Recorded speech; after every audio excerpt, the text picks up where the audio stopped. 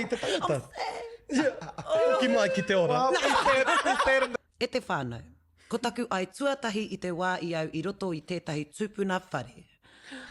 E hara nōku te whare. Oopsies. He nui ngā kare aroto e rere ana. Ki tētahi taha e mohio ana au kaore i te whakaeki e nei whanonga. Engari ki tētahi anō taha, kaore au i te mohio ki te he o te mahi ai ki ro whare nui. Nā te mea, i te mutunga ake, he whea ko miharo tērā ki au. Hei āpititanga, e āhua whakaro ana au na ngā whakawai a te Pākehā pea tēnei mahi i whakakaua e aua. E tino hiahia ana au ki te rongo i o koutou whakaro. Me whakamā au ki tāku i mahi ai, me whakahihi rānei. Karau te whakahe kia moe i roto i te whare. I think, mahi atu, there's probably plenty that we can see i roto tonu i te whare nui.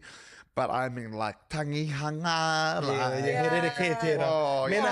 Tērā pēr he huarahi kia puta ia ki te o mara. He mea whakanoa i te tangata. Ki mai ki te ora. Well, be there in the car. Be there in the car. Ai, e tangi. Yeah, koina.